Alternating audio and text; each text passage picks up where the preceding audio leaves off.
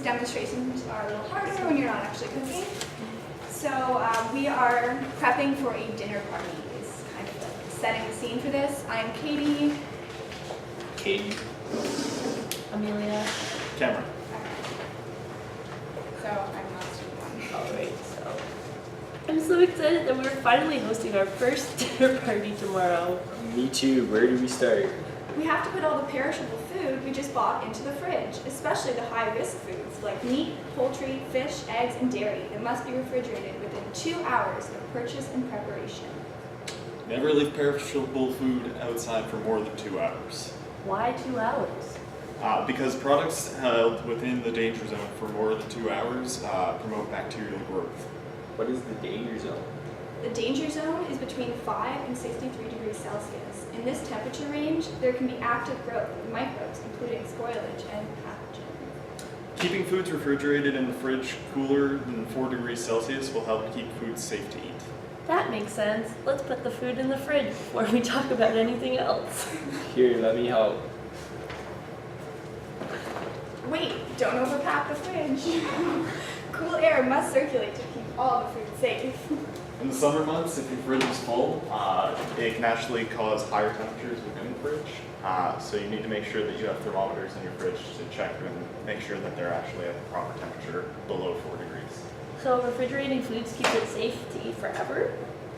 No, these green beans can be kept for about 5 days in the fridge, or we can freeze them for up to 8 months. But the chicken we just bought can only be refrigerated for about 2 or 3 days, or frozen for about 6 months. I don't see any chicken. Are you sure that we bought some? You're right, I don't see any. What are we gonna do? I think we have some in the freezer. We can use that. Here, I'll take it out now.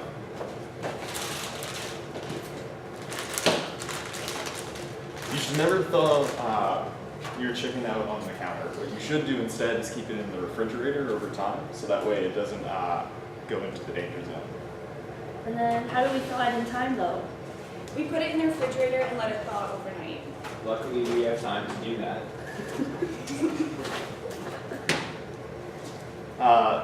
If we didn't, we could thaw it in the microwave instead. What we have to make sure of is that, It's just before we cook it. yes. So then, that's a lot of chicken dough. Do we really need it all? If we don't, we'll just refreeze it. Actually, you should never refreeze food because you can increase the chance that potentially harmful bacteria will grow. And remember, you need to keep your freezer below negative 18 degrees Celsius or 0 degrees Fahrenheit. You should also check the temperature with an appliance thermometer, just like you would with the refrigerator. Alright, Cut to the next day. so I guess it's time to start cooking. The recipe for this chicken casserole doesn't really say how to cook the chicken. What should I do? Meat, poultry, fish, and eggs need to be heated to high enough temperatures for long enough time to prevent harmful bacteria from multiplying. Cook foods until the inside temperature reaches the safe enough one, which you check with your thermometer, and then continue cooking for at least 15 seconds. But what is the safe temperature? The safe temperature is different depending on the food. So for example, this chicken that we're cooking should be cooked above 74 degrees Celsius.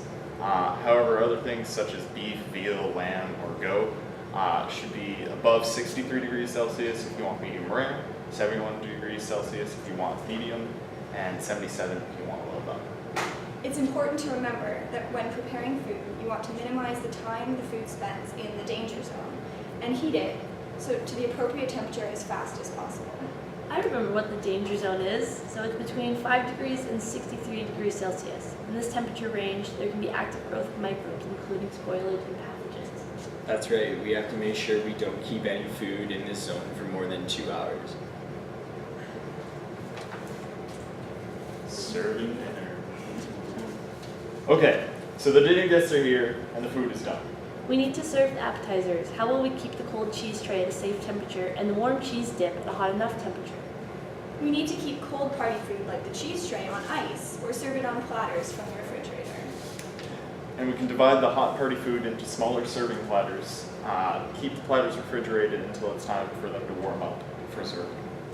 That makes a lot of sense. I'll bring the appetizers to the guests now. I'll make sure they don't sit out for more than 2 hours. And what should we do with the main course once it's done cooking? After cooking, you should keep hot food at 60 degrees Celsius or above until it's served. Alright, after the dinner party. This looks delicious, but I'm worried about leaving leftovers on the counter and in the danger zone while we're cooking. Wait, what's the danger zone again? It's between 5 and 63 degrees Celsius. This is the temperature range where there can be active growth of microbes that cause spoilage. You're right.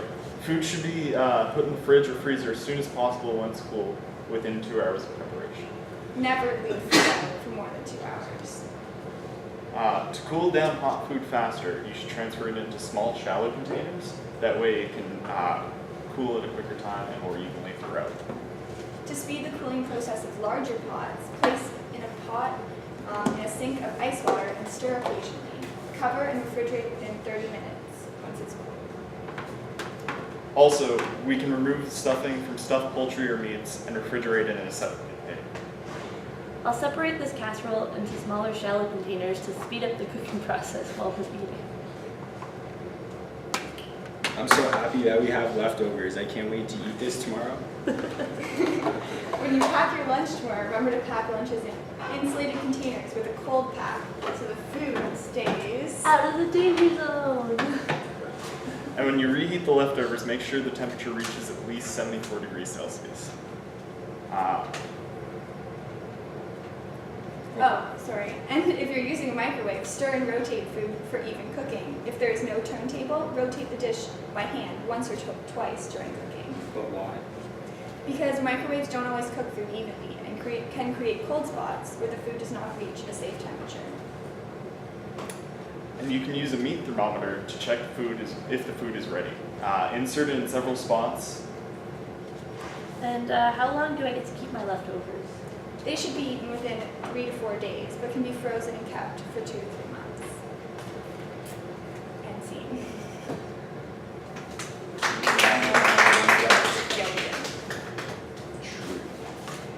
Good acting. So we do have some questions just to ask you guys. What temperature range is considered to be the danger zone? 5 to 60 degrees Celsius. Right.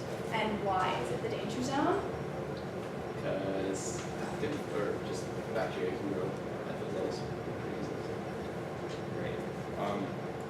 What's the internal temperature that you should cook a chicken breast to make it safe?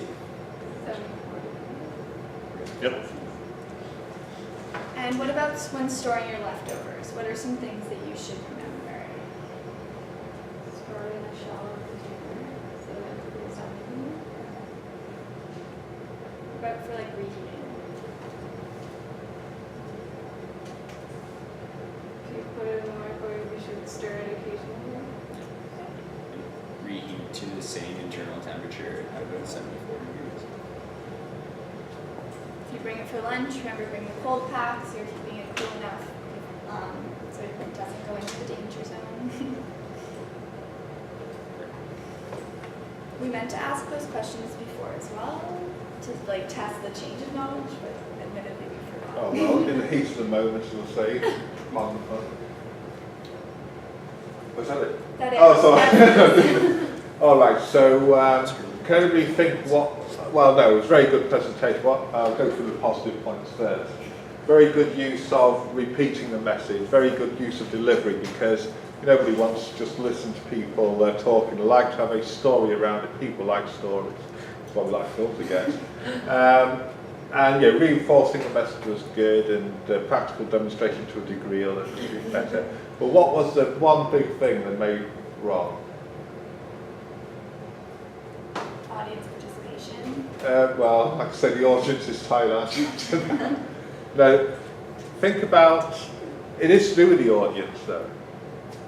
So who you're talking to, like who would be in this room? Would the public come in here? Just start, waiting for the vaccine, so they'll come in for some food safety training at the same time, or Maybe who? more like food handling professionals. Well, yeah, food professionals. So, yeah, basically, food professionals. So when you talk about small pots, for example, that means nothing to them. If they say, well, we make 10 litres of this stuff, and things like that,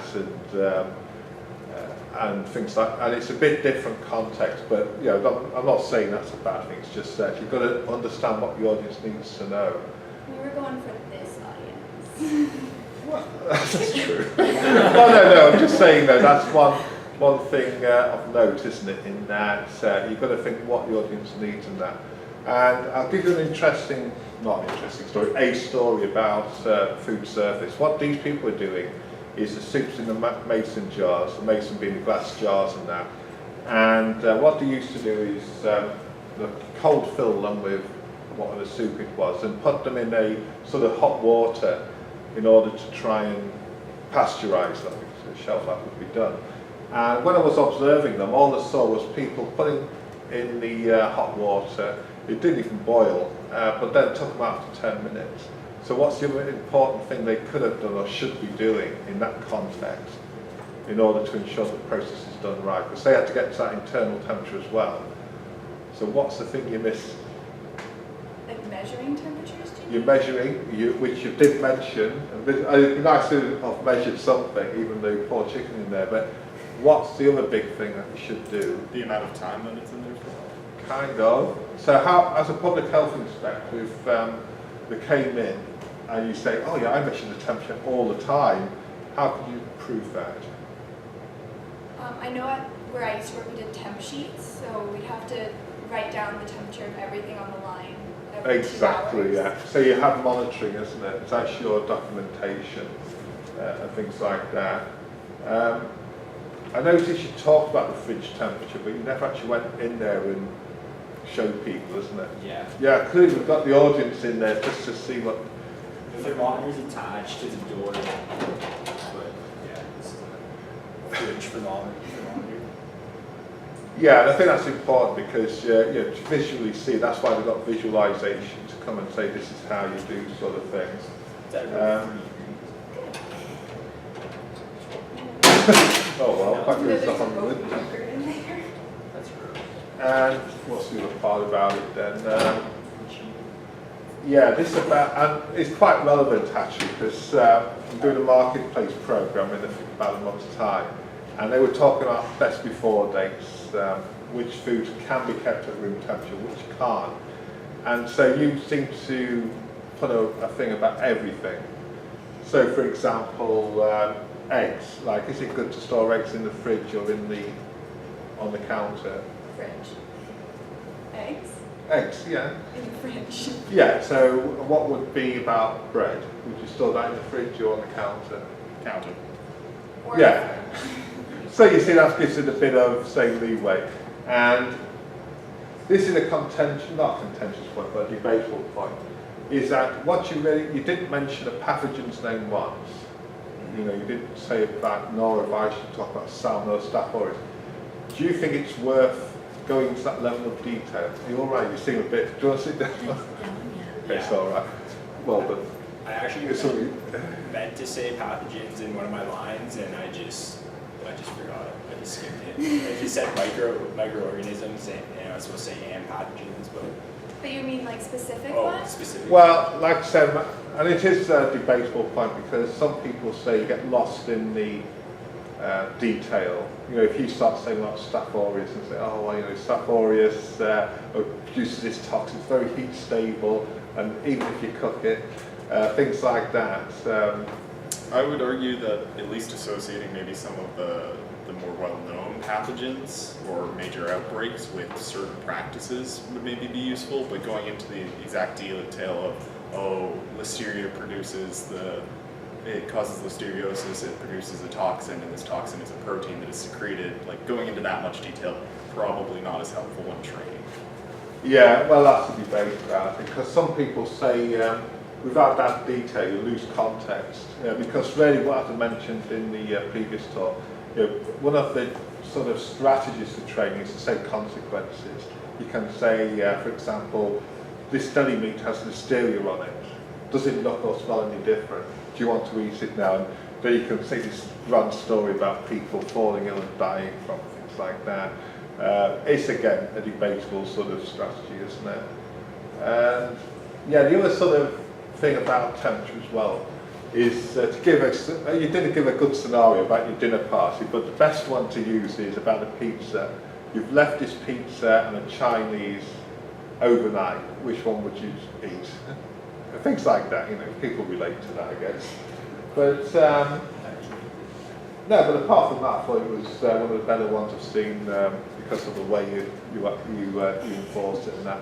As I say, the more time you get food involved, the better it is because it gives realised.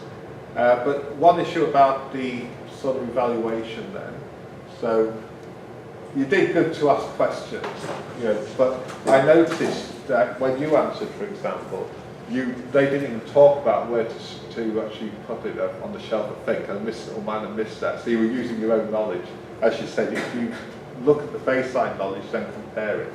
But what's another way you could evaluate them? Have them cook a chicken breast. Yeah, exactly. Well, what you could do is you could leave foods out, and some are going to be room temperature and not. You could whoop up the fridge temperature and say, well, can anybody come and see what's wrong here and there? Give practice with a meat thermometer. Yeah, things like that. Anyway, it's good. All right, so is it something you ate or is it something on a serious? Good acting now, I'm so delighted it. Anyway, so you write your list down. So you don't need to put your name on. It's just so I know the message has come across. Anybody got any questions about anything or comments? Or? Anybody watch Archer? Yes. Yeah. I was tempted. I was thinking like maybe I should just get a clip of that and just play it every time there's a danger zone, but Good pick though. You can take the chicken with you if you like.